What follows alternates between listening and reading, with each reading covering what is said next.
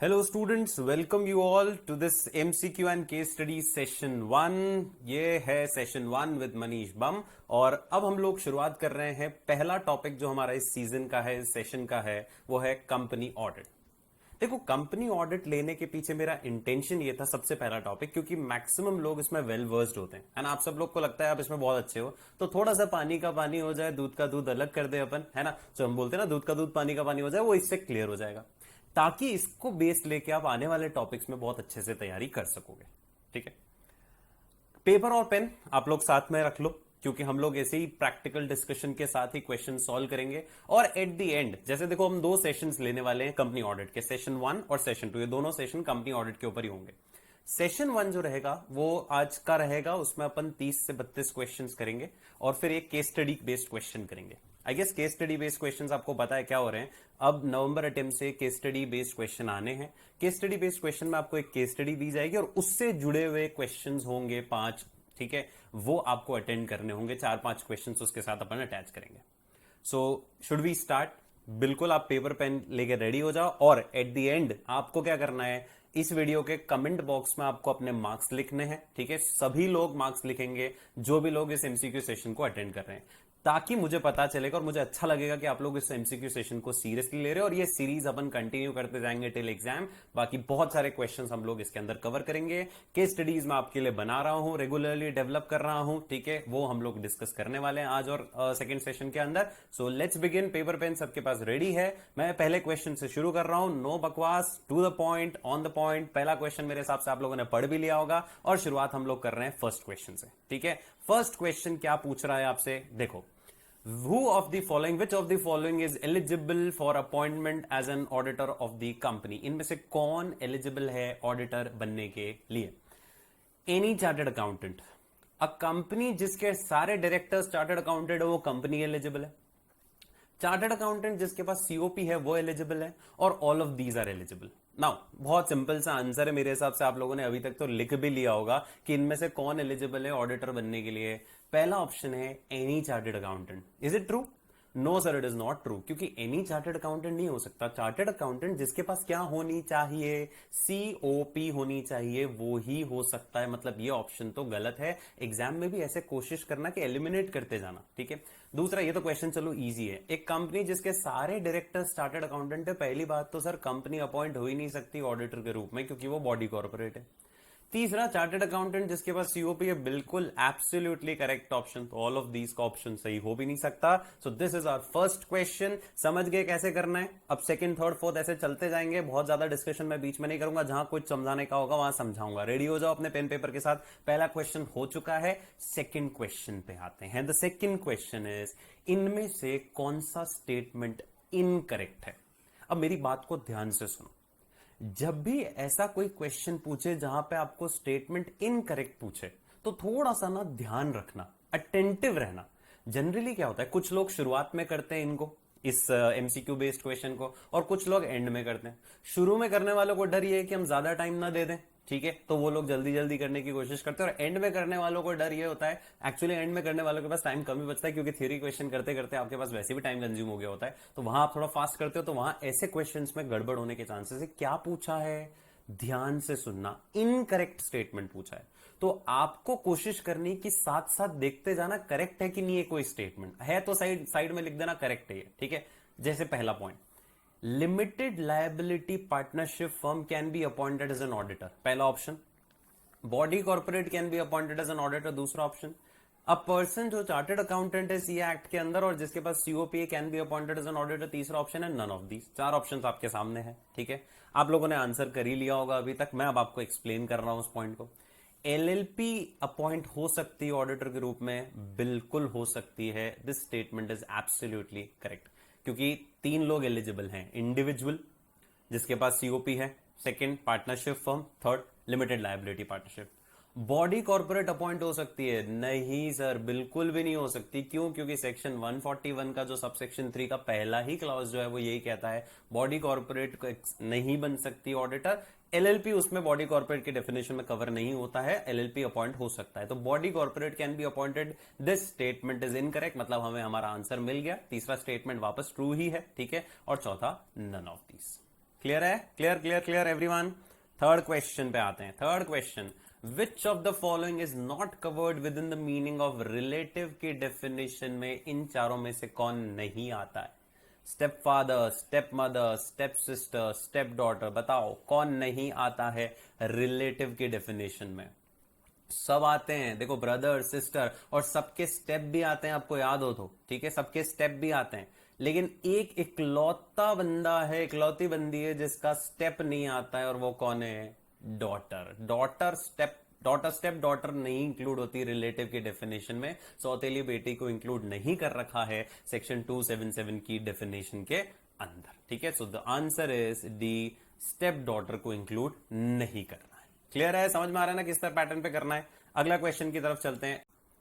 अगला question is which of the following is incorrect? इनमें से कौन सा स्टेटमेंट इनकरेक्ट है बच्चों? फिर से इनकरेक्ट पूछा है, ध्यान से देखना, ध्यान से समझना। Any partner of officer of the company shall not be appointed as an auditor, ठीक है। दूसरा, any employ of officer of the company shall not be appointed as an auditor. तीसरा, any partner of the employ of the company shall not be appointed as an auditor. And चौथा, any employ of the company can be appointed as an auditor of the company. मतलब सबसे पहले आपके दिमाग में जो click करना चाहिए सेक्शन जो इस पॉइंट का पूछा है वो कौन सा है? 141 सबसेक्शन 3 का क्लॉज जो सी है, जहां पर ऐसा बोला गया था, ध्यान से देखना क्या बोला गया था। अगर आप जिस कंपनी में ऑडिटर बनना चाहते हो, उस कंपनी में आप अगर ऑफिसर हो, उस कंपनी में अगर आप एम्प्लॉय हो तो नहीं बन सकते थे। बिल्कुल सही। इसका फर्दर क्लॉज क्या था? ये तो बी में लिखा था, सी क्या कहता था? अगर ऑफिसर एम्प्लॉय के भी आप वापस कौन हो? पार्टनर हो या एम्प्लॉय हो तो भी आप एलिजिबल नहीं हो। एवरीवन रिमेंबर्स दिस और नॉट? याद आया? यही था।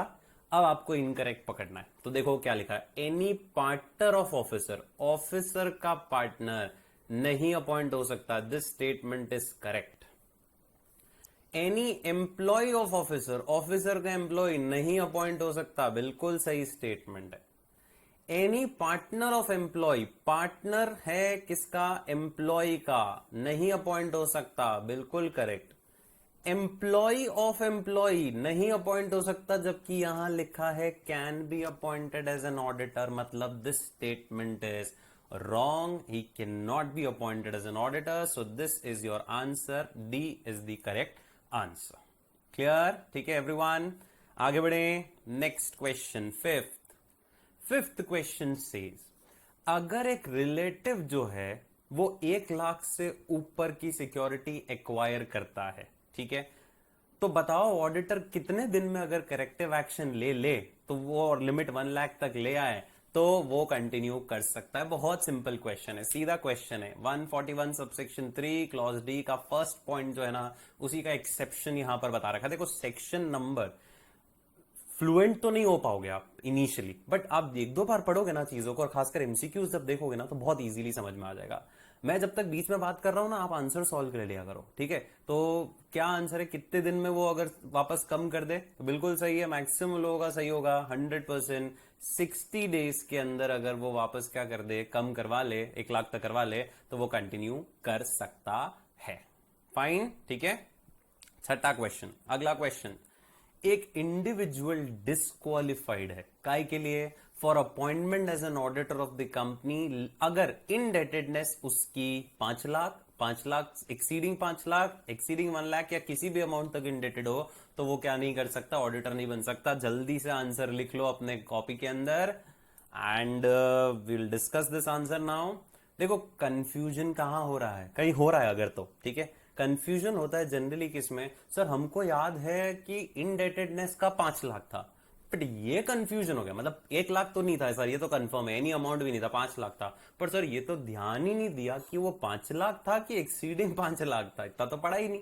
तो बच्चों ध्यान से यही पढ़ना है अपने को जहां अमाउंट आप पढ़ रहे हो, ठीक है। It is exceeding 5 lakh rupees. 5 lakh से ऊपर का अगर इनडेटेडनेस है तो फिर आप एलिजिबल नहीं हो ऑडिटर बनने के लिए। ये एक्सीडिंग 1 लाख किसका था वैसे? याद करो। जस्ट उसका जो अगला सब क्लॉज है, गारंटी अगर आपने दी है तो वो 1 लाख एक्सीडिंग चल रही है अमाउंट। फाइन, ठीक है। अगला क्वेश्चन, ऑडिट ऑफ, देखो बहुत ज्यादा स्लो नहीं जा रहा हूं मैं क्योंकि आपको टाइम ज्यादा वेस्ट नहीं करना है, ठीक है। आपको फटाफट आंसर्स लेकर आने हैं। अगला क्वेश्चन है, audit of which of the following companies is excluded from the ceiling limit of the audit. अब सीलिंग लिमिट से कौन सी कंपनी बाहर है? सीलिंग कौन सी?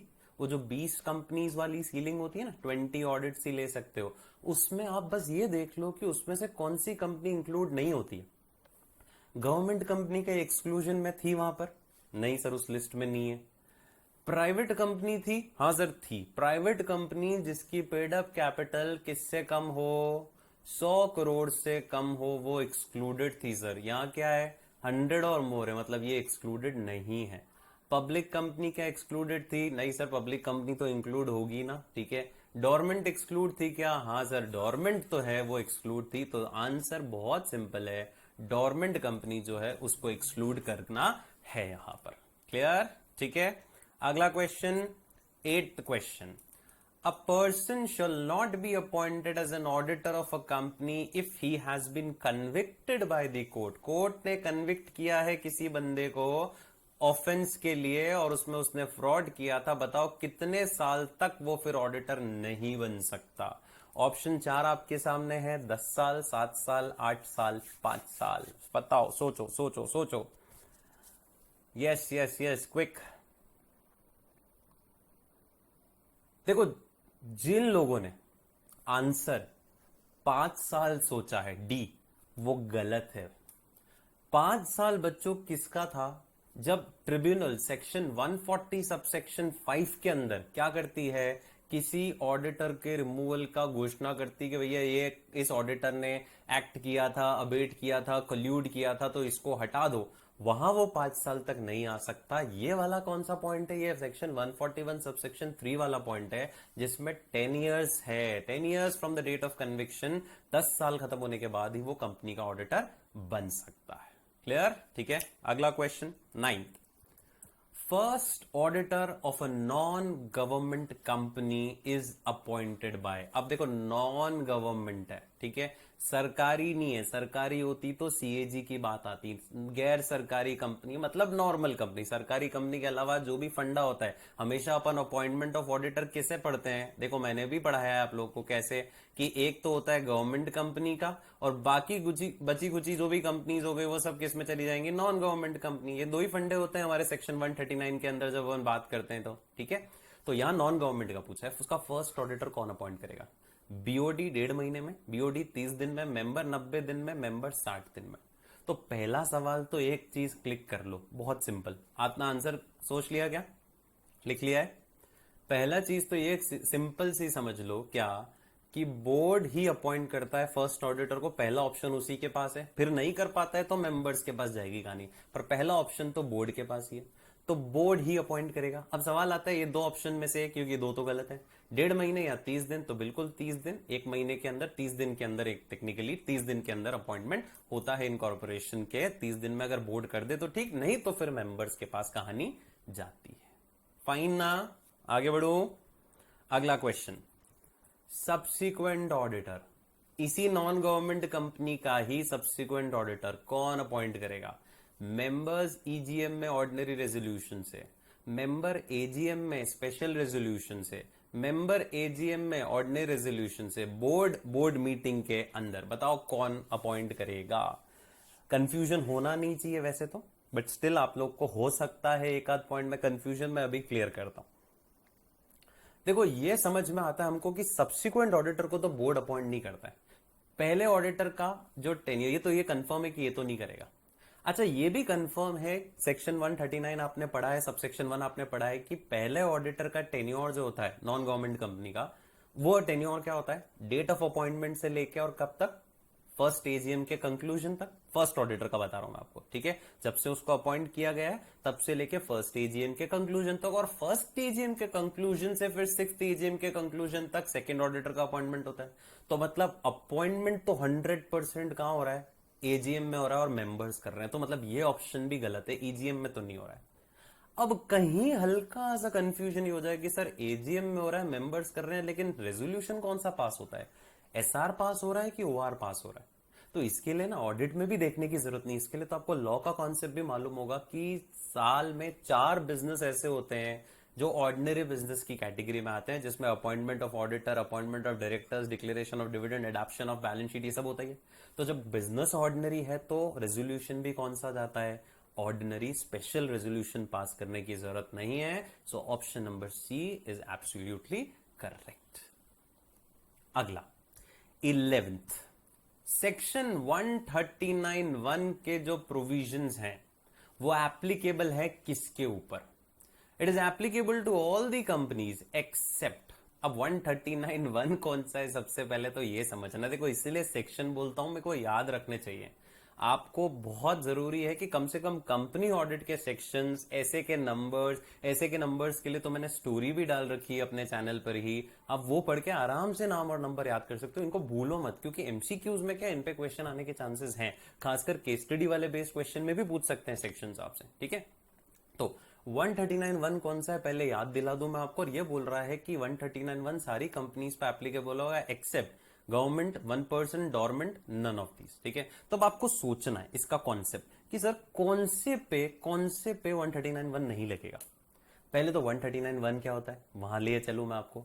139(1) कौन सा होता है बच्चों? जब आप ऑडिटर का अपॉइंटमेंट करते हो, सब्सिक्वेंट ऑडिटर का अपॉइंटमेंट, नॉर्मल कंपनीज वाला, मतलब नॉन गवर्नमेंट कंपनीज वाला, क्योंकि गवर्नमेंट कंपनी वाले तो इसमें नहीं आते हैं, ठीक है। गवर्नमेंट कंपनी वाला 139(5) में चला जाता है ना। तो यहां पर नॉर्मल कंपनीज की बात कर रहे हैं, तो मतलब ये प्रोविजन किस पे एप्लीकेबल नहीं होगा? गवर्नमेंट कंपनी पे, ठीक है। और जब आप सेक्शन 139(1) पढ़ोगे तो वहां पे भी लिखा है इन ऑल कंपनीज, ठीक है। ऑल कंपनीज किसको छोड़ के? गवर्नमेंट को छोड़ के, क्योंकि उसका प्रोविजन सेक्शन 139(5) में दे रखा है, ठीक है। तो ये सिंपल सा आंसर हो गया इसका, ओके। अगला क्वेश्चन, अब फॉर्म नंबर्स भी देखो बहुत इंपॉर्टेंट है, ये चारों फॉर्म नंबर याद होने चाहिए। वैसे मैं अभी एमसीक्यूज में वैसे ही चारों आपको कवर करके बता दूंगा, पर आपको याद होने चाहिए। पहला पूछ रहा है इनमें से कौन सा फॉर्म कंपनी भरती है जब कंपनी आरओसी को इंटीमेट करती है कि हमने ऑडिटर को अपॉइंट कर दिया है, हमने सब्सिक्वेंट ऑडिटर का अपॉइंटमेंट कर दिया है। कौन सा फॉर्म आता है? तो the answer is 1 2 3 4, which form? बिल्कुल करेक्ट, एडीटी 1। एडीटी 2 किसके लिए होता है, एडीटी 3 किसके लिए होता है, एडीटी 4 किसके लिए होता है? अभी डिस्कस करेंगे? नहीं, अभी डिस्कस नहीं करेंगे, बाद में डिस्कस करेंगे जब इसके ऊपर क्वेश्चन आएगा। पर चारों फॉर्म्स याद रखने जरूरी हैं। ये एडीटी भी याद रखने जरूरी है, और एक सीआरए फॉर्म्स होते हैं कॉस्ट ऑडिट रिपोर्ट वाले, ठीक है, वो भी ध्यान रखने जरूरी है, 3-4 फॉर्म्स, ओके। अगला question 13th, tenure of subsequent auditor of a government company. Government company के सब्सिक्वेंट ऑडिटर का टेन्योर आपसे पूछ रहा है। सरकारी कंपनी में ऑडिटर का अपॉइंटमेंट कैसे होता है? क्या वो फर्स्ट एजीएम से 6th एजीएम वाला फंडा चलता है क्या वहां पे? सर पता नहीं, याद नहीं है। देखो option 4, till the conclusion of next AGM, till the conclusion of 5th AGM, till the conclusion of 5 years, or till the conclusion of 6th AGM। बूझो तो जाने, बताओ बताओ बताओ। Waiting for your answers. Yes, आपने मार्क कर लिया है। नाउ लिसन, सरकारी कंपनी का फर्स्ट ऑडिटर तो चलो उसका टेन्योर हो गया खत्म। सब्सिक्वेंट ऑडिटर का जो टेन्योर होता है हमेशा हमेशा कैसे होता है? डेट ऑफ अपॉइंटमेंट, क्योंकि डेट ऑफ अपॉइंटमेंट 180 डेज के अंदर अंदर सीएजी कभी भी अपॉइंट कर सकता है। डेट ऑफ अपॉइंटमेंट से लेके और नेक्स्ट एजीएम तक के लिए वो अपॉइंट होता है। हाँ, उसको रीअपॉइंट आप कर सकते हो, पर एक बार एक टेन्योर तो यही रहता है, वहां 6th का फंडा नहीं चलता है। ये दोनों ऑप्शन तो वैसे भी नहीं है, इनमें कंफ्यूजन हो सकता है। गवर्नमेंट कंपनी में हमेशा ये चलता है। हाँ, नॉन गवर्नमेंट होती तो उसका आंसर ये होता till the conclusion of 6th, but यहां गवर्नमेंट पूछा है तो ए ऑप्शन इज करेक्ट। आगे बढ़ू, चलो अगला क्वेश्चन ध्यान से सुनना, क्या लिखा है। अगर किसी एजीएम पे किसी ऑडिटर का ना तो अपॉइंटमेंट हो पाता है ना रीअपॉइंटमेंट हो पाता है, एजीएम हो रही है, उसमें किसी नए ऑडिटर का अपॉइंटमेंट करना था वो नहीं हो पाया, कुछ भी रीजन हो सकता है, रेजोल्यूशन फेल हो गया, रीअपॉइंटमेंट होना था नहीं हो पाया, क्या कॉन्सिक्वेंस होगा उसका? क्या सेंट्रल गवर्नमेंट उस केस में ऑडिटर अपॉइंट करेगी? क्या सीएजी उस केस में ऑडिटर अपॉइंट करेगी? क्या एग्जिस्टिंग ऑडिटर ही कंटिन्यू करेगा, या फिर ये कैजुअल वैकेंसी जो हुई है वो बोर्ड ऑफ डायरेक्टर्स भरेगा? तो बहुत सोच समझ के आंसर क्लिक करना। This is good question, this is one of the good question. Answer लिख लो आप लोग पहले अपना, ऑप्शन ए, बी, सी और डी, एंड फिर मैं डिस्कशन शुरू करूं इसके ऊपर। अब देखो, ये वाला क्वेश्चन जो है ना, स्पेसिफिकली एक सेक्शन है आपके पास 139 सब सेक्शन 10, ये उसके ऊपर बेस्ड क्वेश्चन है। जब मान लो किसी एजीएम में ऑडिटर का अपॉइंटमेंट नहीं होगा तो क्या सेंट्रल गवर्नमेंट वहां पिक्चर में आएगी? नहीं, सेंट्रल गवर्नमेंट ऑडिटर का अपॉइंटमेंट नहीं करती है। सेंट्रल गवर्नमेंट तो एक दो बार पिक्चर में आती है पूरी कंपनी ऑडिट में, वो भी कहां, एक तो जब ऑडिटर को हटा रहे हो तो पूछना पड़ता है उनसे, वो before the expiry of term, और एक अगर सेंट्रल गवर्नमेंट ने एनसीएलटी को रिकमेंडेशन दिया था और एनसीएलटी ने जांच करी थी और ये ऑडिटर पाया गया मिला हुआ, तो सेंट्रल गवर्नमेंट का ऑप्शन है कि वो नाम सजेस्ट कर सकती है सेक्शन 140 सब सेक्शन 5 के अंदर। बाकी सेंट्रल गवर्नमेंट के पास कहीं पावर नहीं है, ये गलत। सीएजी तो भैया आ ही नहीं सकता, कहीं लिखा नहीं है गवर्नमेंट कंपनी। ये चीज थोड़ी सी आप लोग को ध्यान रखनी है। जब तक बोले ना कि गवर्नमेंट कंपनी का क्वेश्चन है, तब तक आपको सीएजी को रोल में कभी लाना ही नहीं, और क्वेश्चन स्पेसिफिकली बोलेगा। मन से अज्यूम मत कर लेना कि सर यहाँ कुछ बोले नहीं तो मान लिया। एमसीक्यू में मानने से नहीं चलेगा, कि वहां एक्सप्लेनेशन नहीं दे सकते आपके, हमने मान लिया ये चीज, ठीक है। सेक्शन 139(10) में ये लाइन साफ साफ लिखी है, क्या? Existing auditor shall to continue to be auditor, मतलब ये पूरी लाइन एक साथ है उसमें, कि अगर एजीएम पे कोई ऑडिटर का अपॉइंटमेंट नहीं होता है तो कॉन्सिक्वेंस ये होगा कि एग्जिस्टिंग ऑडिटर कंटिन्यू करेगा। और बच्चों चौथा ऑप्शन भी गलत है, क्यों बताऊं? क्योंकि ये कैजुअल वैकेंसी तो हुई नहीं ना। कैजुअल वैकेंसी तो तब होती जब एजीएम होने के एजीएम पे ऑडिटर अपॉइंट हो जाता और उसके बाद किसी वजह से वो रिजाइन कर देता, छोड़ देता, तो कैजुअल वैकेंसी होती है। तो this is not a case of casual vacancy also. So option C is absolutely correct. अगले क्वेश्चन पे आगे बढ़ते हैं, ठीक है। आप लोगों ने अभी तक अच्छा परफॉर्म किया होगा, आई होप। आगे अगले क्वेश्चन पे आते हैं, 15th क्वेश्चन। जब भी आप किसी भी ऑडिटर का अपॉइंटमेंट या री अपॉइंटमेंट करते हो, चाहे कैजुअल वैकेंसी ही फिल कर रहे हो, कुछ भी कर रहे हो, ठीक है, आपको इसका रिकमेंडेशन लेना जरूरी है अगर कंपनी के ऊपर सेक्शन 177 सबसेक्शन 1 लागू होता है। मत देखो मुझे, सेक्शन 177 आपको याद रखना है कि क्या होता है ना। व्हाट इज 177, है ना। 177 किसका है अगर मैं बता दूंगा ना तो सीधा आंसर आ जाएगा आपके पास। 4 ऑप्शन से बताओ किसका रिकमेंडेशन सुनना जरूरी है, बोर्ड का, ऑडिट कमेटी का, ट्रिब्यूनल का, या कंपनी लॉ बोर्ड का। किसका रिकमेंडेशन एक बार सुनना जरूरी है, कंसिडर करना जरूरी है अगर कंपनी के ऊपर 177 सेक्शन अप्लाई हो रहा है? यस, ज्यादातर लोगों ने सही किया। यस, ऑडिट कमेटी का रिकमेंडेशन लेना जरूरी है, ठीक है, क्योंकि 177 में ऑडिट कमेटी का ही फंडा है और अपन ने पढ़ा भी है। अगर आप ऑडिटर का अपॉइंटमेंट करते हो, सेक्शन 139 सब सेक्शन 11, 12, 11 में भी यही लिखा है, 11, 12 में भी, क्या कि जब भी आप ऑडिट कमेटी की बात करते, जब भी आप अप्रूवल ले रहे हो या जब भी आप अपॉइंटमेंट कर रहे हो, आपको ऑडिट कमेटी की रिकमेंडेशन सुननी है। और अगर नहीं सुनते हो, ठीक है, मान लो ऑडिट कमेटी की रिकमेंडेशन आपने नहीं मानी, तो कोई दिक्कत नहीं, आप डिस्क्लोज कर देना रीजन, बोर्ड डिस्क्लोज कर देगा कि क्यों उन्होंने रिकमेंडेशन नहीं माना था, ठीक है। तो शुरू में भी दे रखा है अपॉइंटमेंट ऑफ ऑडिटर 139(1) के अंदर भी दे रखा है।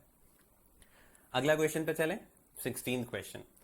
If vacancy in the office of an auditor other than government company, ध्यान से सुनना, वेकेंसी आई है रेजिग्नेशन की वजह से, मतलब कैजुअल वेकेंसी है, ठीक है, तो बोर्ड जो अपॉइंटमेंट करेगा, क्योंकि कैजुअल वैकेंसी के केस में बोर्ड ही अपॉइंट करता है, पर ये कारण कौन सा है? रेजिग्नेशन वाला, और वो भी other than government company.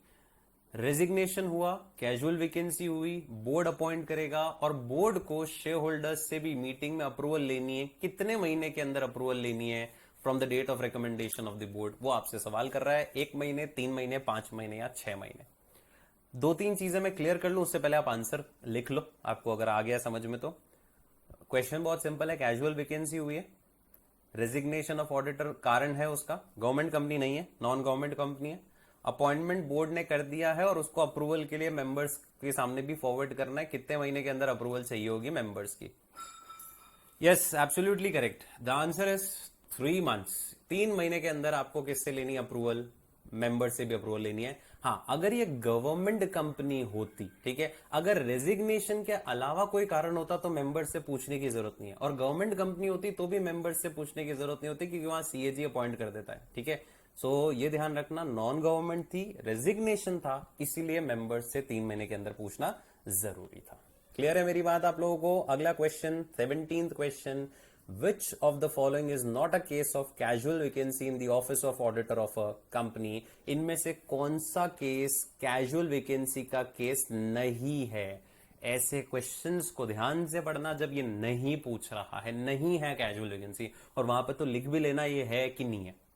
4 option आपके सामने है, मैं आपको समय दूंगा इस क्वेश्चन को सॉल्व करने के लिए। ये क्वेश्चन सही होना मतलब आपको कॉन्सेप्ट आ रहा है। पहला केस कैजुअल वैकेंसी नहीं है पूछ रहा है क्वेश्चन में। पहला, death of the person who is appointed as an auditor, dissolution of partnership firm appointed as an auditor, refusal of appointment by the auditor, and if any disqualification is attracted to auditor after appointment of auditor। इनमें से कौन सा case casual vacancy का नहीं है? आपको मैं समय दे रहा हूं 10-20 सेकंड का, आप आराम से क्वेश्चन पढ़ के आंसर सोल्यूशन पढ़ के और लिखो। यस, जल्दी सोचो, आपको मैंने टाइम दिया है, सोचो, 20 सेकंड लो और आंसर ध्यान से पढ़ करना। 4 ऑप्शंस आपके पास हैं आपकी स्क्रीन के ऊपर, इनमें से कौन सा कैजुअल वैकेंसी नहीं है?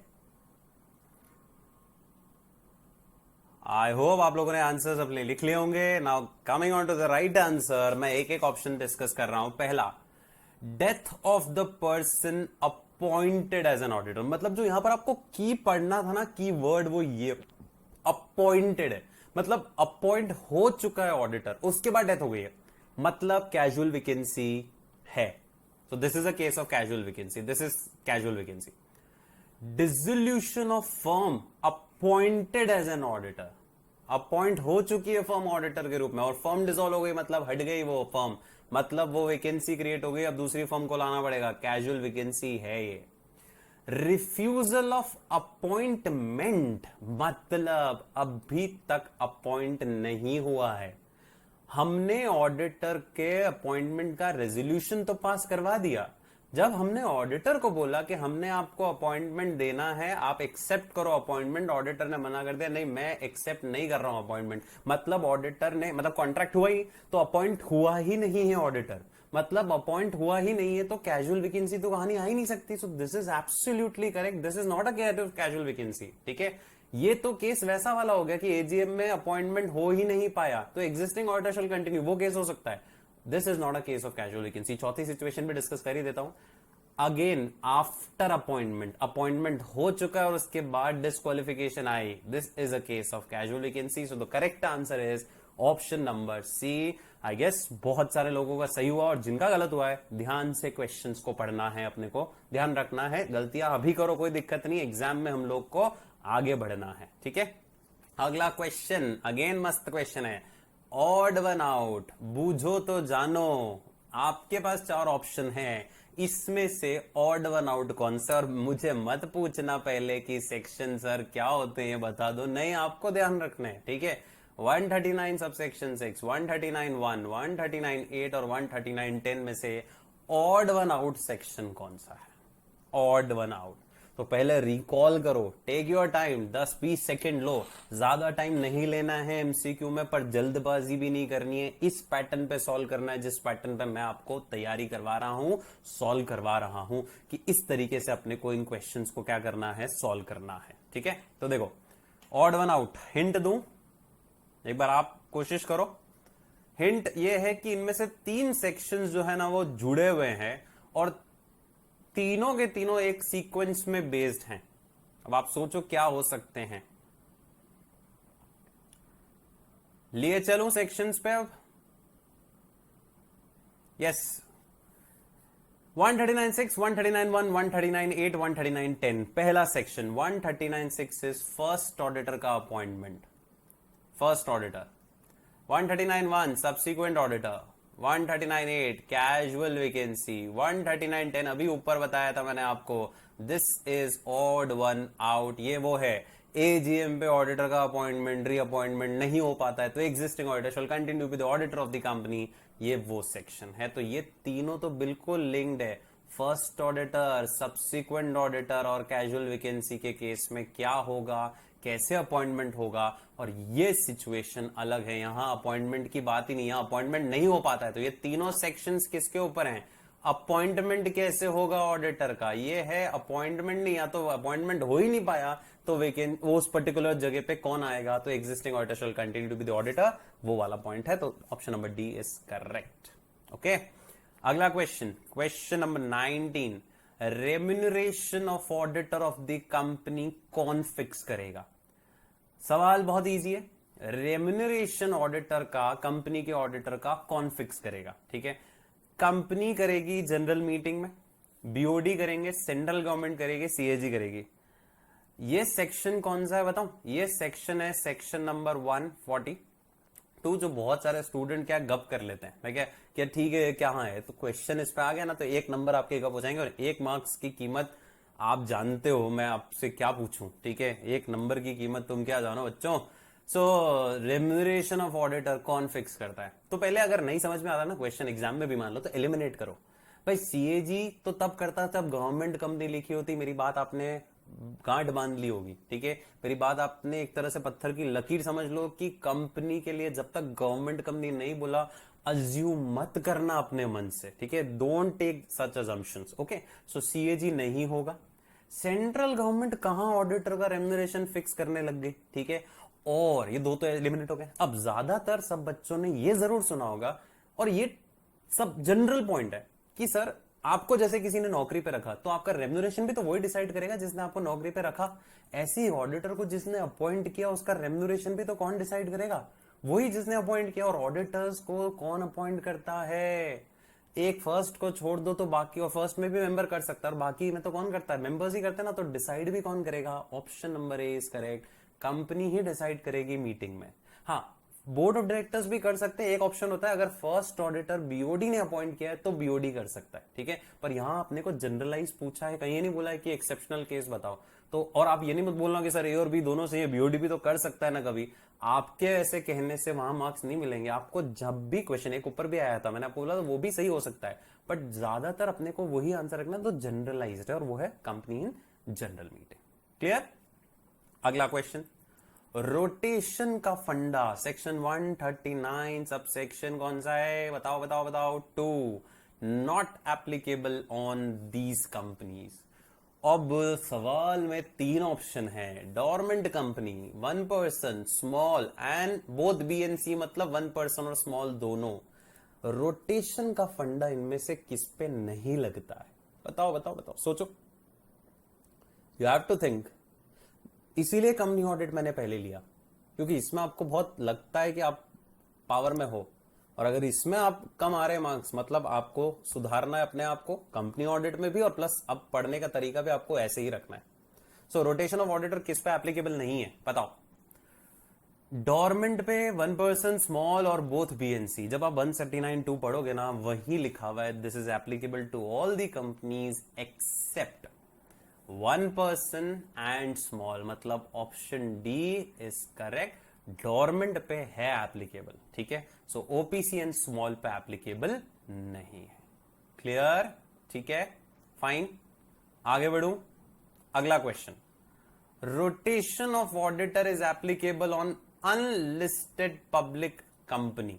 कब रोटेशन अनलिस्टेड पब्लिक कंपनी पे लागू होता है, क्वेश्चन इज कब लागू होता है। देखो अपन ने 3 फंडे पढ़े, लिस्टेड पे बिल्कुल लागू होता है रोटेशन का फंडा, अनलिस्टेड पे जब 2 में से एक कंडीशन पूरी होती है, और प्राइवेट पे भी जब 2 में से एक कंडीशन पूरी होती है। कंडीशन आपके सामने, बताओ अनलिस्टेड पब्लिक कंपनी वाली कौन सी कंडीशन है। क्या paid up share capital more than 10 crore वाली कंडीशन है, या paid up share capital equal to और मोर देन 10 करोड़ वाली कंडीशन है, paid up capital more than 50 crore और paid up capital equal to और मोर देन 50 करोड़। कौन सा ऑप्शन है ये बताओ। Yes, the correct answer is B, 10 CR और मोर। अगर अनलिस्टेड पब्लिक कंपनी के पेड अप शेयर कैपिटल है तो वहां पर क्या हो सकता है, ऑडिटर का अपॉइंटमेंट, रोटेशन ऑफ ऑडिटर मतलब वहां पर एप्लीकेबल हो जाएगा। और ये 50 CR किसके लिए है, प्राइवेट कंपनी में 50 CR का फंडा होता है। ठीक है, अगला क्वेश्चन इसी क्वेश्चन को बेस मानते हुए बहुत ही इजी है, रोटेशन ऑलवेज एप्लीकेबल ऑन, बताओ listed, government, private, all of these. हमेशा एप्लीकेबल होता है रोटेशन इन कंपनियों में से किसी एक कंपनी पे या सब पे। यस, करेक्ट करेक्ट करेक्ट, बिल्कुल करेक्ट हो। लिस्टेड कंपनी पे हमेशा लागू होता है, ठीक है। लिस्टेड पे it is always applicable without any condition, okay. अगला क्वेश्चन, अगर ब्रेक आ गया एक टर्म में कंटिन्यूस पीरियड ऑफ कितने साल का, तो उसको मानेंगे कि हाँ इस बंदे ने, इस इंडिविजुअल ने, इस फर्म ने रोटेशन की रिक्वायरमेंट पूरी कर ली है। अगर इतने साल का, 1 साल का, 5 साल का, 10 साल का, 20 साल का, कितने साल का गैप आ गया तो हम कह देंगे कि हाँ अब ये रिक्वायरमेंट ऑफ रोटेशन फुलफिल कर चुके हैं। कितने साल का गैप होना जरूरी है to be reappointed as an auditor. मैं हिंट भी दे दूं वापस आपको, to be appointed as an auditor again in that company. Yes, perfect, सबका सही है। 5 साल का गैप होना चाहिए। अगर 5 साल का गैप है, ठीक है, तो उसके बाद आप वापस आ सकते हो। अगर इंडिविजुअल हो तो 5 के लिए वापस आ सकते हो, और फर्म हो तो 5+5 के लिए वापस आ सकते हो। सिंपल। आगे बढ़े। अगला question, which of the following services is not prohibited. इनमें से कौन से काम प्रोहिबिटेड नहीं है ऑडिटर के लिए, मतलब ऑडिटर होने के साथ साथ वो ये काम कर सकता है। Internal audit, tax audit, book keeping और एक्चुअरियल, मतलब ये कौन से सेक्शन की बात कर रहा है, सेक्शन 144 की बात कर रहा है। बताओ इनमें से कौन से काम प्रोहिबिटेड नहीं है। तो आप ये देख लो प्रोहिबिटेड कौन से हैं। इंटरनल ऑडिट तो बिल्कुल पहला ही पॉइंट है, प्रोहिबिटेड है। बुक कीपिंग, कि बुक्स भी आप बनाओ, ऑडिट भी आप करो, बिल्कुल अलाउड नहीं है। एक्चुअरियल बिल्कुल इस लिस्ट में है कि एक्चुअरियल सर्विस अगर आप दे रहे हो क्योंकि आपने ही वैल्यूएशन डिसाइड किया है, आप ऑडिट नहीं कर सकते। टैक्स ऑडिट नहीं है उस लिस्ट में, मतलब टैक्स ऑडिट की सर्विस प्रोहिबिटेड नहीं है, ठीक है। और वैसे भी आप प्रैक्टिकल नॉलेज भी देख के चलो ना, तो आप जब प्रैक्टिकली ऑडिट करते हो तो आप ही स्टैट्यूटरी होते हो, और ज्यादातर केसेस में आप ही टैक्स ऑडिटर होते हो उस केस में, तो मतलब अलाउड है, तभी आप ये दोनों काम कर रहे हो साथ साथ, ठीक है। चलो अगला question, auditor shall not render prohibited services as specified under section 144। किसको, मतलब क्वेश्चन ये है कि लेट्स सपोज मैं ऑडिट कर रहा हूं बी लिमिटेड की, okay, I am auditing B limited, okay, and A Limited is the holding company of B Limited and C Limited is the subsidiary of B Limited. Okay. Now the question is, auditor render नहीं कर सकता वो वाली prohibited services 144 वाली, किसको prohibit मतलब किसको render नहीं कर सकता, कंपनी को रेंडर नहीं कर सकते। मतलब आप बी में ऑडिटर हो अगर, तो बी को आप वो 144 वाली सर्विस नहीं दे सकते, ए और सी को तो दे सकते हो। दूसरा, आप ए को नहीं दे सकते। तीसरा, आप सी को नहीं दे सकते। चौथा, आप किसी को भी नहीं दे सकते।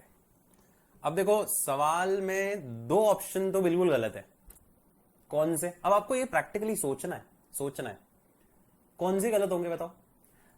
सर होल्डिंग और सब्सिडरी, सिर्फ होल्डिंग और सिर्फ सब्सिडरी तो गलत है कि बी के अगर मैं ऑडिट कर रहा हूं तो मैं ए को सर्विसेज नहीं दे सकता खाली, तो ये तो गलत है। और मैं सी को सर्विस नहीं दे सकता, ये गलत है।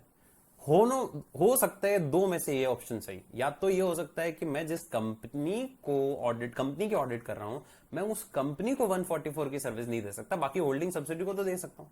और या फिर ये आंसर होगा कि मैं तीनों को ही नहीं दे सकता, ना मैं ए को दे सकता हूं, ना बी को दे सकता हूं, ना मैं सी को दे सकता हूं 144 वाली सर्विस अगर मैं बी की ऑडिट कर रहा हूं। सोचो कौन सा आंसर सही है। जब सेक्शन 144 आप पढ़ते हो तो उसमें साफ साफ लिखा है क्या, कि the auditor shall not provide the following services to the company, holding and subsidiary. So answer is D, मैं तीनों में से किसी को भी सर्विसेज नहीं दे सकता। फाइन। अगला question, in case of removal of auditor under section 140 subsection 1, अगर हमने ऑडिटर को रिमूव किया 140 सबसेक्शन 1 में, अब अगेन 140 सबसेक्शन 1 बच्चों आपको याद रखना पड़ेगा, मैं बार बार फोकस कर रहा हूं, एम्फेसाइज कर रहा हूं, section numbers are to be taken care of, ठीक है। सो जब रिमूवल ऑफ ऑडिटर हो रहा है 141 में, तो किसको अप्लाई करना है, किसको एप्लीकेशन देनी है उस अप्रूवल लेने के लिए, इस रिमूवल के लिए। तो 141 अगर मैं याद दिलाऊं आपको, उससे पहले आप ऑप्शन देख लो। सेंट्रल गवर्नमेंट को अप्लाई करना है, सीएजी को अप्लाई करना है, आरओसी को अप्लाई करना है, एनसीएलटी को अप्लाई करना है, किसको अप्लाई करना है। अगर नहीं समझ में आता है तो एलिमिनेशन के तरीके से चलो। सर सीएजी तो नहीं हो सकता क्योंकि वो तो सिर्फ गवर्नमेंट कंपनी में, ऐसा बोला नहीं है, ठीक है, फाइन। बात 3 ऑप्शन तो है बाकी, सीजी, आरओसी और एनसीएलटी। अब 141 सबसेक्शन 1 मतलब क्या है आप सोचो, तब तक आंसर आप लिखो, मैं आपको समझाऊं फिर इस पॉइंट को। सेक्शन 140 सबसेक्शन 1 क्या है। याद दिलाऊं? गेस कर लिया आप लोगों ने answer? Okay, section 140 sub section 1 वो वाला है, कौन सा? Removal before expiry of term. Term खत्म होने से पहले अगर आप निकाल रहे हो किसी ऑडिटर को, तो वहां पर आपको क्या ध्यान रखना है? तो वहां का कहानी अगर आपको ध्यान हो तो बीओडी पहले अप्रूव करेगा, फिर सेंट्रल गवर्नमेंट को अप्लाई करेगा एडीटी फॉर्म नंबर 2 में, ठीक है, फॉर्म नंबर भी इसका एडीटी 2, ठीक है, सीजी को अप्लाई करेगा एडीटी 2 के लिए, एडीटी 2 में वहां से परमिशन मिलेगी, उसके बाद आपको मेंबर्स की मीटिंग बुला के उनसे स्पेशल रेजोल्यूशन पास करवाना है। मतलब किसको अप्लाई करेगी board? Central government is the correct answer. अगला क्वेश्चन मेरे बोलने से पहले ही, ऑप्शन पढ़ने से पहले आंसर आपको देना है। क्या? अब भी डिस्कस किया, ऑडिटर को अगर आप हटा रहे हो before the expiry of term, इनमें से कौन सा फॉर्म आपको फाइल करना है सीजी को for getting the approval? 1 2 3 4, yes correct, ADT number 2। 1 किसका हो गया? 1 हो गया, आरओसी को इंटीमेट करना है ऑडिटर के अपॉइंटमेंट के लिए। 2 हो गया, सीजी को अप्लाई करना है अगर ऑडिटर को before the expiry of term निकालना है।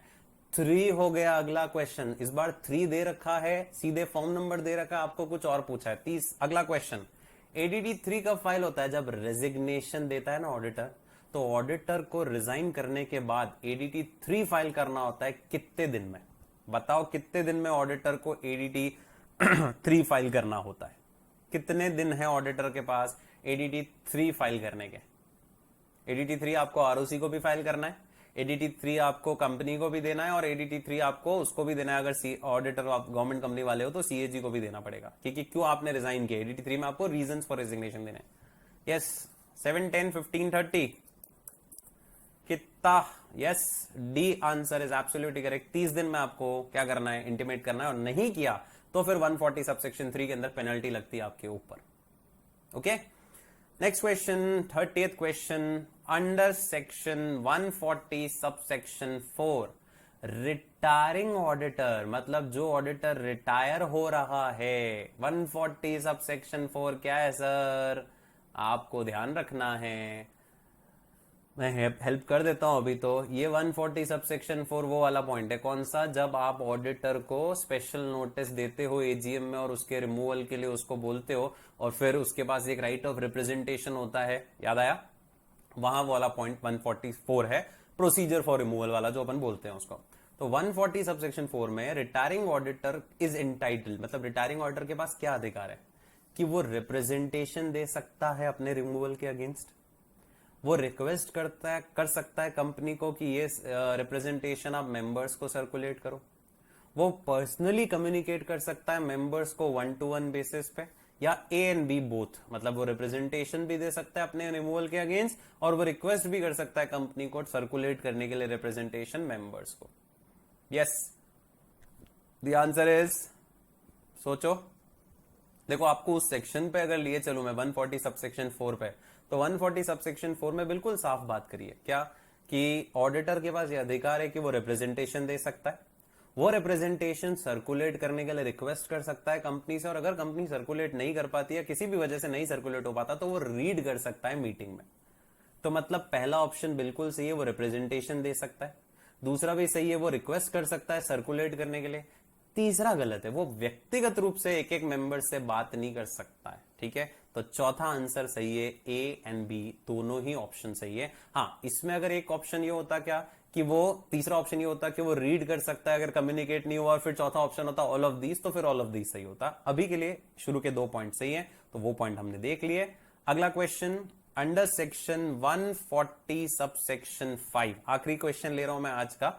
Under section 140 subsection 5, the power of order to change the auditor has been given to. 140 subsection 5 क्या है सर? आपको याद रखना है बच्चों, 140 सबसेक्शन 5 में किसको पावर दे रखी है कि वो ऑर्डर कर सकते हैं कि ऑडिटर को चेंज कर दो? ट्रिब्यूनल, सीएजी, आरओसी, बीओडी, किसके पास पावर है कि वो ऑडिटर को बदल सकती है? सो 140 सबसेक्शन 5 में आंसर इज ट्रिब्यूनल के पास पावर है। 140 सबसेक्शन 5 है ही पूरा एनसीएलटी के ऊपर ही ना। ट्रिब्यूनल को पता चला खुद से, सीजी ने बताया कि ऑडिटर मिला हुआ है, उन्होंने ओपिनियन है उनकी, और फिर वो ऑडिटर को चेंज करवाने के लिए कंपनी को ऑर्डर दे सकते हैं। तो सीधा सेक्शन 140 सब सेक्शन 5 ही हो गया। सो हमारा सेशन 1 का एमसीक्यू पोर्शन मैंने यहां तक आपको समझाना था वो समझा दिया। अब हम बाकी एमसीक्यू सेशन 2 में करेंगे, ऐसे ही 30 एक एमसीक्यू सेशन 2 में करेंगे। अभी मैं आ रहा हूं केस स्टडी पैटर्न क्वेश्चंस के ऊपर, तो तैयार हो जाओ केस स्टडी पैटर्न क्वेश्चंस को समझने के लिए, जानने के लिए, उनके ऊपर कैसे क्वेश्चन आते हैं मैंने आप लोगों के लिए डिजाइन किया है। आज जो मैं केस स्टडी ले रहा हूं इस सेशन 1 में वो 3 क्वेश्चन की केस स्टडी है, और जो नेक्स्ट सेशन में मैं केस स्टडी लूंगा वो 5 क्वेश्चन की एक केस स्टडी। एग्जाम में 4-5 क्वेश्चंस आएंगे आपको एक केस स्टडी के ऊपर, सो आपको बहुत ढंग से इनको सॉल्व करना है, ठीक है। सो get ready for the case study based question जो आपकी स्क्रीन पे ये रहा। सो केस नंबर 1 आपके सामने आपकी स्क्रीन के ऊपर है। बहुत ध्यान से क्वेश्चन को पढ़ना, जो कॉन्सेप्ट है इसको समझने की कोशिश करना, क्योंकि इसके ऊपर बेस्ड फिर क्वेश्चंस आपको पूछे जाएंगे। बहुत ध्यान से समझना। केस नंबर 1 जो मैंने आप लोगों के लिए डेवलप किया है, डिजाइन किया एक्सक्लूसिवली, वो ये है। आपकी स्क्रीन के ऊपर क्वेश्चन को ध्यान से हर स्टूडेंट जो देख रहा है अभी इस वीडियो को वो पढ़ेगा। बम लिमिटेड, मेरी कंपनी नहीं है, Bam limited decided to appoint mister R, a chartered accountant, as the branch auditor. मतलब टॉपिक ब्रांच ऑडिट वाला है, ठीक है। सो सेक्शन 143 के अंदर आप चले जाओ, ठीक है, वहां आपको ये पॉइंट मिलेगा 143(8) के अंदर। बम लिमिटेड ने डिसाइड किया कि मिस्टर आर चार्टर्ड अकाउंटेंट जो हैं उनको अपन ब्रांच ऑडिटर के रूप में अपॉइंट करें अपनी उदयपुर ब्रांच के लिए। भाई इस कंपनी की बहुत सारे जगह होगी, हेड ऑफिस मान लो इसका दिल्ली में है, उदयपुर में एक ब्रांच है इसकी, वहां के लिए बम लिमिटेड ने डिसाइड किया कि हम इस मिस्टर आर को ब्रांच ऑडिटर के रूप में अपॉइंट करेंगे 2021 के लिए। अच्छा, ये जो डिसीजन लिया गया ब्रांच ऑडिटर को अपॉइंट करने का, किसने लिया? ये बोर्ड ने लिया। बोर्ड रेजोल्यूशन पास करके बोर्ड ऑफ डायरेक्टर्स की जो मीटिंग हुई थी अप्रैल 2020 में, उन्होंने ये डिसीजन लिया कि हम इस साल के लिए 2021 के लिए इस ऑडिटर को अपॉइंट करते हैं ब्रांच ऑडिटर। लेकिन उन्होंने जो डिसीजन लिया ऑडिटर अपॉइंट करने का, इट इज सब्जेक्ट टू, क्या लिखा है? It is subject to shareholders approval in AGM of the company which is scheduled to be held in June 2020। तो बोर्ड ने खुद से डिसीजन नहीं लिया। बोर्ड ने एक बार जो डिसीजन ले लिया कि हाँ हम मिस्टर आर को अपॉइंट करेंगे, लेकिन सब्जेक्ट टू, ये शर्त है कि शेयर होल्डर्स इसको अप्रूव कर दें जब उनकी मीटिंग होगी जून में। तो शेयर होल्डर भी अप्रूव कर देंगे तो इस ऑडिटर का अपॉइंटमेंट फाइनल हो जाएगा, ठीक है। मिस्टर आर मान लो अपॉइंट हो गए। मिस्टर आर अपने अपॉइंटमेंट के बाद ये कहते हैं, उनकी राय क्या है? वो ये कहते हैं कि जो मेरी रिपोर्ट है ना, मेरी रिपोर्ट मतलब मिस्टर आर की रिपोर्ट, ब्रांच ऑडिटर की report, it shall be send to the members in the same format as the principal auditor's report. मेरी रिपोर्ट मेंबर्स को उसी फॉर्मेट में जाएगी जिस फॉर्मेट में प्रिंसिपल ऑडिटर की रिपोर्ट जाती है। एंड फिर ये कहते हैं कि अगर कोई फ्रॉड आइडेंटिफाई या सस्पेक्टेड हुआ अगेंस्ट द कंपनी जो उसके एम्प्लॉय ऑफिसर ने किया होगा, तो मेरी ड्यूटी ये होगी कि मैं प्रिंसिपल ऑडिटर को इन्फॉर्म करूंगा। क्या इन्फॉर्म करूंगा? कि ये फ्रॉड मेरे को सस्पेक्टेड लग रहा है, ठीक है, सस्पिशन है, और फिर प्रिंसिपल ऑडिटर जो है वो रिपोर्ट करेगा किसके हिसाब से? सेक्शन 143 सबसेक्शन 12 के हिसाब से, ठीक है। ये प्रिंसिपल ऑडिटर की जिम्मेदारी होगी। मैं प्रिंसिपल ऑडिटर को बता दूंगा कि ये मेरे को लग रहा है, डाउट है, ओपिनियन है मेरी कि यहाँ पे फ्रॉड है, और आप फिर वो रिपोर्ट कर देगा 143(12) के हिसाब से। जो अपन बोलते हैं ना कि बीओडी को करना है 1 करोड़ से कम है तो सेंट्रल गवर्नमेंट को भी करना है, वो करेगा। ये इसकी ओपिनियन है। मतलब क्वेश्चन के 4 फेजेस आपको ध्यान में रखने दिमाग में, ठीक है। आप चाहो तो पहले क्वेश्चन भी पढ़ सकते हो नीचे वाला, और आप चाहो तो पहले केस स्टडी भी पढ़ सकते हो, ठीक है। केस स्टडी पढ़ना कंपनी ऑडिट के खासकर टॉपिक में ज्यादा अच्छा है क्योंकि आपको कॉन्सेप्ट आता है, ठीक है। तो वापस पढ़ रहा हूं मैं, केस स्टडी में आपको 4 बातें फिर बता रहा हूं। कंपनी ने, आप वापस सोच लो, कंपनी ने आर को अपॉइंट किया ब्रांच ऑडिटर के रूप में। यह डिसीजन बोर्ड ने लिया, लेकिन बोर्ड ने किसके लिए छोड़ा हुआ है? अप्रूवल के लिए, मेंबर्स के लिए, ठीक है। आर का अपॉइंटमेंट हो गया मान लो, ठीक है, और वो कहता है कि उसकी रिपोर्ट जो है वो मेंबर्स को जाएगी उसी फॉर्मेट में जिस फॉर्मेट में मेन ऑडिटर की रिपोर्ट जाती है, जो मेन हेड ऑफिस का ऑडिटर है। और अगर मेरे को कोई फ्रॉड मिलता है तो मैं सीधे इंटीमेट नहीं करूंगा, मैं सीधे इन्फॉर्म करूंगा किसको? प्रिंसिपल ऑडिटर को, और फिर प्रिंसिपल ऑडिटर आगे सेक्शन 143(12) के हिसाब से रिपोर्टिंग कर देगा। अब आपके सामने सवाल आ रहे हैं, क्वेश्चन गया, अब आपके सामने पहला सवाल, ठीक है। आपकी स्क्रीन के ऊपर पहला क्वेश्चन आपको दिख रहा है। प्रिंसिपल ऑडिटर जो है इस कंपनी का, ठीक है, बहुत ध्यान से सुनो, प्रिंसिपल ऑडिटर जो है इस कंपनी का, उसने एक ऑब्जेक्शन खड़ा किया कि ब्रांच ऑडिटर को आप मेरी सहमति के बिना, branch auditor can not be appointed without his consent. क्या जो ऑब्जेक्शन कंपनी ऑडिटर ने रेस किया है वो वैलिड है कि नहीं है। भाई कंपनी ऑडिटर क्या कह रहा है, जो मेन प्रिंसिपल ऑडिटर है वो क्या कह रहा है कि ब्रांच ऑडिटर को अभी आपने जैसे अपॉइंट किया कि बीओडी ने कर दिया और फिर मेंबर्स ने अप्रूव कर दिया बाद में, उसने ऑब्जेक्शन किया कि मेरी कंसेंट के बिना ब्रांच ऑडिटर को अपॉइंट नहीं कर सकते। क्या ये ऑब्जेक्शन जो कंपनी ऑडिटर ने उठाया, जो प्रिंसिपल ऑडिटर ने उठाया है, वो वैलिड है कि नहीं है। ऑप्शंस आपके सामने हैं, ठीक है, मैं पढ़ देता हूं आपके सामने ऑप्शंस, पर आंसर आपको करना है। मैं समझाऊंगा बाद में, आपको इसमें टाइम दे रहा हूं मैं, केस स्टडी में समय पूरा लो, आपको कोई दिक्कत नहीं है, क्योंकि ये वेटेज अच्छा खासा है, 10 मार्क्स इधर उधर नहीं उड़ने चाहिए। पहला केस, ऑब्जेक्शन जो रेस किया है कंपनी ऑडिटर ने वो वैलिड नहीं है, मतलब उसका ऑब्जेक्शन गलत है, वो वैलिड नहीं है। क्यों? क्योंकि एज पर सेक्शन 143(8) बोर्ड के पास अथॉरिटी होती है ब्रांच ऑडिटर को अपॉइंट करने की, बट वो अप्रूव करवानी है उनको शेयर होल्डर से, जो इस केस में उन्होंने करवाया। तो ऑब्जेक्शन जो रेस किया वो गलत है। दूसरा केस, ऑब्जेक्शन जो रेस किया है वो सही है, क्योंकि उसकी कंसेंट लेनी जरूरी होती है जब भी आप ब्रांच ऑडिटर को अपॉइंट करते हो। तीसरा, ऑब्जेक्शन जो रेस किया वो सही है, क्यों? क्योंकि बोर्ड के पास अथॉरिटी नहीं होती है ब्रांच ऑडिटर को अपॉइंट करने की। और चौथा, जो ऑब्जेक्शन रेस किया है वो वैलिड नहीं है, वापस नॉट वैलिड। क्यों? क्योंकि it is compulsory to appoint the branch auditor as per 139 of the companies act. मतलब दो केसेस तो कह रहा है ऑब्जेक्शन वैलिड है, दो केसेस कह रहा है इनवैलिड है, और उसमें रीजन अलग अलग दे रखे हैं।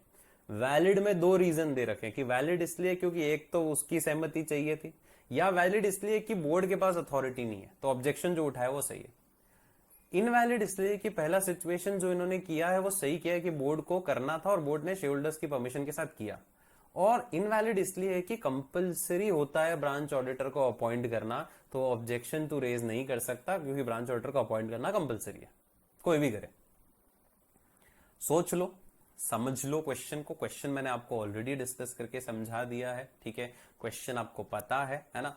आपको इसका आंसर करना है कि जो ऑब्जेक्शन जो प्रिंसिपल ऑडिटर रेस कर रहा है वो सही है क्या, और वो ऑब्जेक्शन किस बात पे रेस कर रहा है, वो इस पॉइंट पे रेस कर रहा है, ठीक है, कि ये जो अपॉइंटमेंट हुआ यहाँ पर इस लाइन में, ठीक है, ये अपॉइंटमेंट जो है वो वैलिड नहीं है, ठीक है।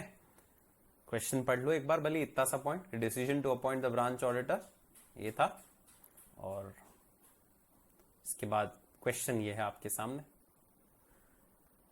यस,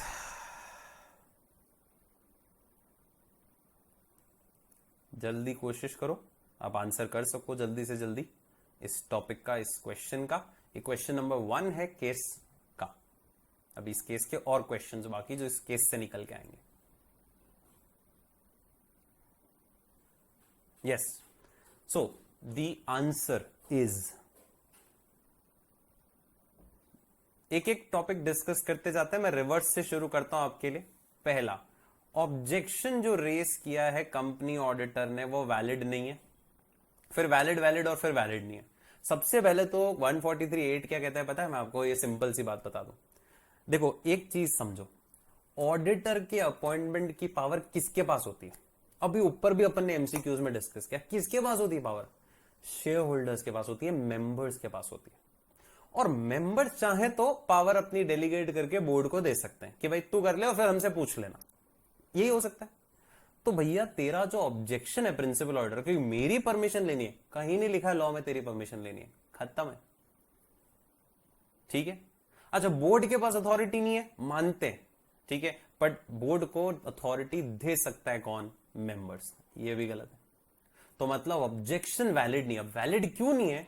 ये इसलिए नहीं कि it is compulsory to appoint branch auditor, इसलिए कोई भी करेगा चलेगा, नहीं नहीं नहीं, वैलिड इसलिए नहीं है क्योंकि मेंबर्स की अप्रूवल है और बोर्ड ने अपॉइंट कर दिया, अथॉरिटी थी बोर्ड के पास, पर उसने मेंबर से पूछ लिया। अगर मेंबर्स के कहने पे उसने काम किया, मेंबर की अप्रूवल आ गई उस पॉइंट पे, तो कोई दिक्कत नहीं है। मतलब the objection raised by the principal auditor is invalid. So this is the correct answer. This is question number 1 of this case.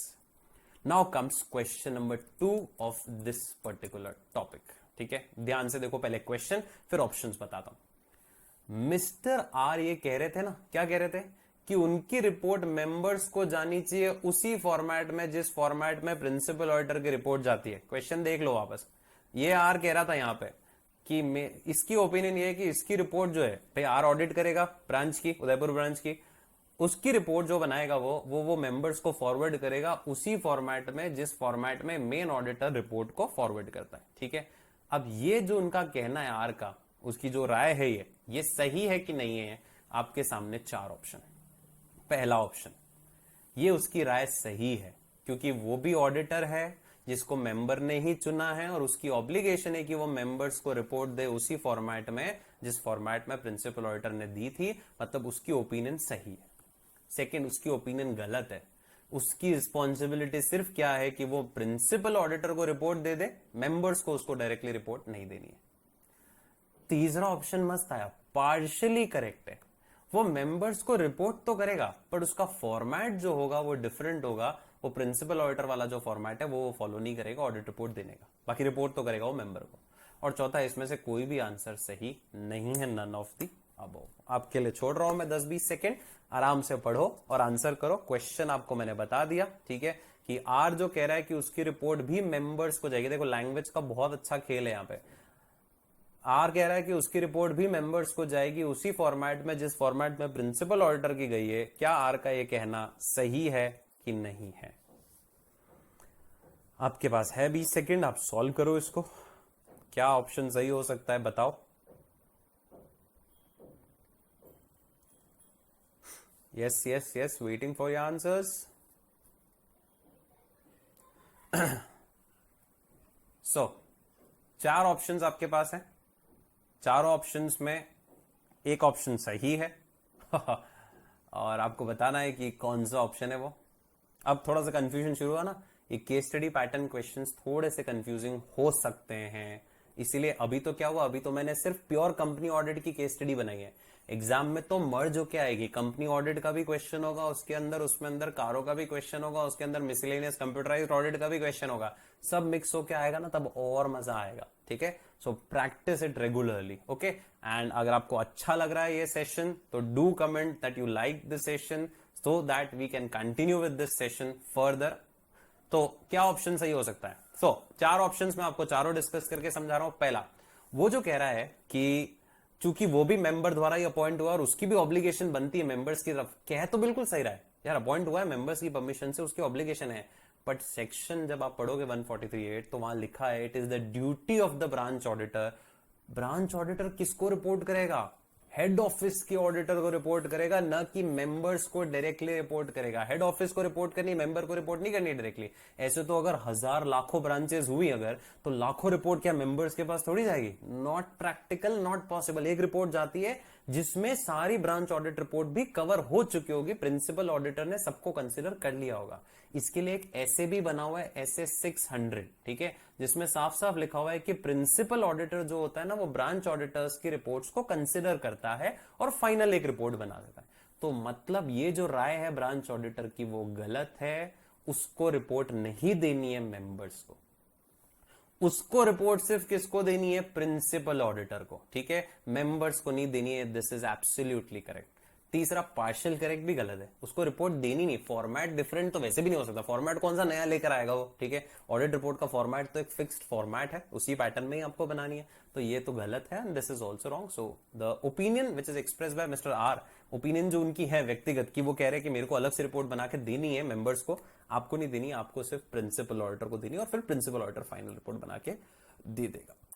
और अगला क्वेश्चन, reporting of fraud as per section 143(12), ये इस पे क्वेश्चन है। कौन सा वाला? Last line.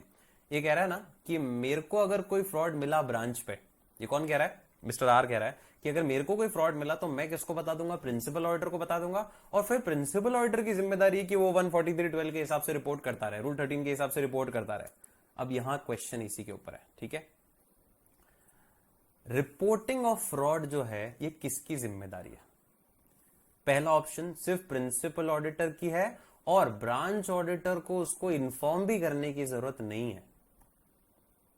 Second, principal auditor की है सिर्फ, और पर ब्रांच ऑडिटर को एक बार इन्फॉर्म जरूर करना है प्रिंसिपल ऑडिटर को अगर उसको ब्रांच पे फ्रॉड मिलता है। पहले में तो कह रहा है जिम्मेदारी सिर्फ प्रिंसिपल ऑडिटर की, और ब्रांच ऑडिटर को अगर कोई फ्रॉड दिखता भी है तो उसको इन्फॉर्म करने की जरूरत नहीं है प्रिंसिपल ऑडिटर को। दूसरे में इन्फॉर्म आपको करना है, लेकिन रिपोर्टिंग 143.12 के हिसाब से प्रिंसिपल ऑडिटर करेगा। तीसरा, दोनों की जिम्मेदारी है, जिसको भी लगता है कि फ्रॉड हुआ है या होने वाला है, हो चुका है या हो रहा है। और न ही चौथा ऑप्शन, ना प्रिंसिपल ऑडिटर की जिम्मेदारी ना ब्रांच ऑडिटर की जिम्मेदारी, किसी की जिम्मेदारी नहीं है 143.12 को रिपोर्ट करने की। 10-20 सेकेंड आप लो, आराम से कोशिश करो इसको सॉल्व करने की, फिर मैं आपको इसका आंसर बताता हूं और इस सेशन का एंड करता हूं।